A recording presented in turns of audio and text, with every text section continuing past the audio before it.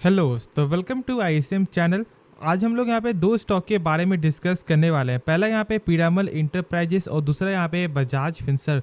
लेकिन पहले हम लोग यहाँ पे डिस्कस करेंगे पीरामल इंटरप्राइजेस के बारे में। क्यों? देखो, आज के दिन उसका Q1 का नंबर आना था और साथ साथ बायबैक के जो रिगार्डिंग यहाँ पे होने वाला था अनाउंसमेंट, और ये कंफर्म अब हो चुका है। तो यहाँ पे हम लोग पूरा जानने वाले हैं कि यहाँ पे क्या प्राइस में रखा जाए, यहाँ पे आपको रखा जाएगा।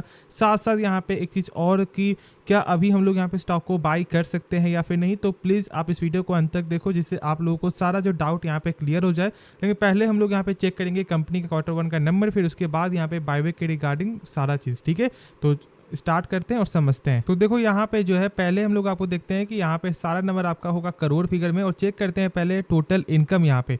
तो देखो, टोटल इनकम यहाँ पे क्या दिखाई दे रहा है। टोटल इनकम यहाँ पे साफ तौर से भाई गेन है 2184 करोड़ से आपका यहाँ पे बढ़कर हो चुका है 2919 करोड़ ईयर ऑन ईयर के हिसाब से। और साथ साथ यहाँ पे जो क्वार्टर भी एक गजब का ग्रोथ है भाई, क्योंकि यहाँ पे 1873 करोड़ से बढ़कर 2919 करोड़ का यहाँ पे नंबर दिखाई दे रहा है आपका ईयर ऑन ईयर के हिसाब से भी।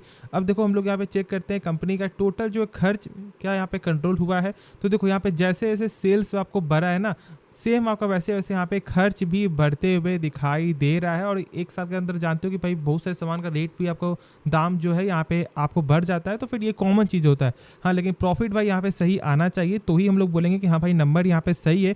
और चेक करते हैं यहाँ पे क्या आपका प्रॉफिट फॉर द पीरियड यहाँ पे क्या दिखाई दे रहा है। तो देखो, यहाँ पे प्रॉफिट फॉर द पीरियड जो है ना, वो यहाँ पे शो हो रहा है आपका कितना, 8155 करोड़। लेकिन रुको, एक चीज़ यहाँ पे शायद अभी तक आपने गौर नहीं किया। तो ऑलमोस्ट यहाँ पे बहुत से लोग आपको ये देख रहे होंगे भाई 8155 ऐसा क्यों हो रहा है। तो देखो, अभी तक यहाँ पे ये करेक्ट होते हुए दिखाई नहीं दिया, क्योंकि आप जानते हो कि यहाँ पे पीरामल इंटरप्राइज और आपका पीरामल फार्मा का जो वो यहाँ पे अलग अलग आपका हो चुका है, तो इसलिए ऐसा कुछ यहाँ पे दिखाई दे रहा है। लेकिन ऐसे जो यहाँ पे नंबर का वो अभी तक पूरा कन्फर्म ऐसे नहीं। लेकिन यदि हम लोग ऐसे भी यदि चेक करेंगे ना, तो हम लोग यहाँ पे क्या बोलेंगे कि भाई नंबर यहाँ पे खराब आते हुए दिखाई दे रहा है। और देखो, यहाँ पे साफ तौर से यहाँ पे क्या है ना कि ये जो प्रॉफिट एंड जो लॉस जो बिफोर टैक्स है ना, यहाँ पर आपको ये ऑलमोस्ट आपको बढ़ जा रहा है। क्यों? क्योंकि इसके पहले के हिसाब से ये नंबर दिखाई दे रहा है, तो इसलिए अभी कुछ यहाँ पे जो है आपको बोला जा नहीं सकता है। लेकिन यदि ऐसे हम लोग यहाँ पे चेक करें सिंपल के हिसाब से कि भाई क्या नंबर है, तो देखो यहाँ पे 686 करोड़ से बढ़कर, सॉरी घटकर आपका हो चुका है 681 करोड़। और यहाँ पे जो लॉस था वो लॉस से बढ़कर है, मतलब क्वार्टर तो यहाँ पे सही है, लेकिन आपका ईयर ऑन ईयर पे थोड़ा कमजोरी दिखाई दे रहा है।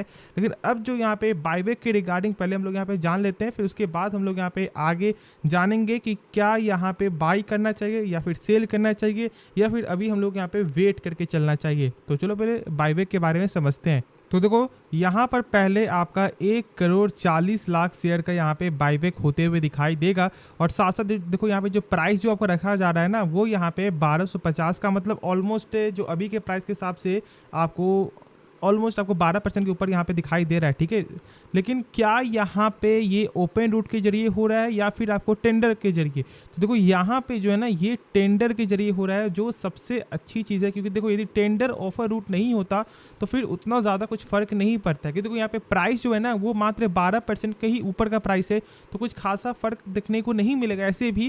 क्योंकि देखो, अभी 1000 कुछ का प्राइस चल रहा है और यहाँ पे 1250 का रखा जा रहा है। तो इसलिए अभी क्या आपको बाई करना चाहिए? तो बाई मेरे हिसाब से तो आपको ये देख करके बिल्कुल ही बाई मत करो, वही सही रहेगा। यदि आपको इस कंपनी में भरोसा है, जो मैंने आपके साथ यहाँ पे शेयर किया कि भाई कंपनी कैसी है। और हाँ, यदि आप शॉर्ट टर्म पर्पस के लिए ऐसा कुछ सोच रहे हो, तो फिर अपने रिस्क में ही कुछ भी करना। लेकिन ऐसे बस यहाँ बायबैक के रिगार्डिंग बाई करना, ये एक सही तरीका नहीं होता। लेकिन देखो, यहाँ पे टेंडर ऑफर रूट है, मतलब कि जो भी कंपनी ने यहाँ पे प्राइस फिक्स किया है, जैसे कि 1240 में, सॉरी 1250 में, कंपनी यहाँ पे 1250 के भाव में ही स्टॉक को बाई करेगी। अब ये चीज़ को जरूर से हमें समझ लेना, क्योंकि देखो, जो रूट होता है ना, टेंडर और आपका ओपन में क्या होता है कि ऐसा बोला जाता है कि भाई 1250 का यहाँ पे प्राइस है, लेकिन कंपनी आपको मार्केट में ही बाई करती है। मतलब जब उसका प्राइस यहाँ पे 1100 चल रहा है, जब उससे यहाँ पे लोग आपको मिल जाएंगे बेचने वाले, तब वो यहाँ पे बाई कर लेगी। तो इसलिए आपको ये चीज़ भी यहाँ पे जरूर से समझ लेना कि भाई 1250 रुपये में यहाँ पे बाईबैक होते हुए दिखाई देगा।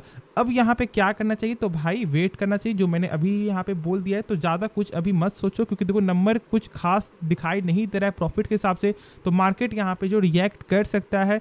तो इसलिए आप थोड़ा सोच समझ करके ही कोई फैसला लेना। लेकिन मेरे हिसाब से अभी आप वेट करो, उसके बाद ही कोई डिसीजन लेना। तो ठीक है, अब हम लोग यहाँ पे नेक्स्ट स्टॉक के बारे में डिस्कस करते हैं। तो देखो यहाँ पे स्टॉक का नाम है बजाज फिनसर्व। आज के दिन यहाँ पे 2% तक का जो गिरावट यहाँ पे दिखाई दे रहा है। और आप जानते हो कि जो इसका कल का जो यहाँ पे क्वार्टर होगा जो नंबर आया है वो यहाँ पे सारा कुछ सही है, बस यहाँ पे क्वार्टर थोड़ा सा कमजोरी दिखाई दिया है, बस वही मेन कारण है जहाँ पे गिरावट आपको दिखाई दिया। लेकिन हाँ, एक और चीज़, एक और भी यहाँ पे गिरावट का कारण है, और वो यहाँ पे है इसका लोन बुक। देखो समझो एक चीज़ यहाँ पे क्या हो रहा है, कंपनी का जो गाइडेंस जो आपको आया ना यहाँ पे आपको जो बजाज फाइनेंस का, वो सारा कुछ यहाँ पे सही है, लेकिन ग्रोथ के मामले में वो अभी भी 2 पॉइंट से वो यहाँ पे पीछे हटते हुए दिखाई दे रही है। मतलब एक स्टेबल दिखाई दे रहा है, जहाँ पर यहाँ पे मार्केट आपको ये एक्सपेक्ट कर रहा था कि भाई ये अब यहाँ पे गेन होना चाहिए, लेकिन उस तरह से यहाँ पे जो है गेन दिखाई नहीं दिया है कैपिटल के मामले में। तो इसलिए यहाँ पे मार्केट ने आपको जो यहाँ पे रिएक्ट किया है और स्टॉक में गिरावट दिखाई दे रहा है। लेकिन ऐसे यदि नंबर आप यहाँ पे चेक करोगे ईयर ऑन ईयर के बेसिस पे, तो आप यहाँ पे ये बोलोगे कि भाई नंबर यहाँ पे सही आया। एक बार आप यहाँ खुद से देखो कि भाई 15,888 करोड़ से बढ़कर आपका 23,280 करोड़ ईयर ऑन ईयर के बेसिस से सेल है। फिर देखो यहाँ पे क्वार्टर तो यहाँ पे भी बस थोड़ा सा कमजोरी है। देखो एक बार यहाँ पे 23,625 करोड़ से घटकर आपका 23,280 करोड़, और कहीं ना कहीं बस ये आपको मेन कारण यही हो सकता है। फिर उसके बाद हम लोग यहाँ पे आगे चेक करें जो इसका प्रॉफिट है, प्रॉफिट यहाँ पे गेन दिखाई दिया है, बस यहाँ पे जो है क्या सेल में जो थोड़ा कमी आते हुए जो आपको दिखाई दिया है ना, बस वही एक मेन कारण है। और यहाँ पे मेरे हिसाब से भाई ये एक अच्छा बाइंग का opportunity for the long term purpose के लिए साबित हो सकता है। लेकिन शॉर्ट टर्म के लिए क्या, तो देखो मैंने कल आपके साथ इसका टेक्निकल शेयर किया था, और आज हम लोग यहाँ पे फिर से इसका टेक्निकल चेक करेंगे। क्यों? क्योंकि आज यहाँ पे कहीं ना कहीं एक आपको ब्रेकडाउन होते हुए दिखाई दे रहा होगा। तो आप यहाँ पे देखो ये साफ तौर से आपका जो ट्रेंड लाइन जो है ना, ये आपका ब्रेकआउट यहाँ पे आपको ब्रेकडाउन हो चुका है, जो मैंने कल भी आपके साथ यहाँ पे शेयर किया था। अब देखो यहाँ पे ये जो ब्रेकडाउन आपका हुआ है, तो क्या हम लोग यहाँ पे स्टॉक को सेल कर दे?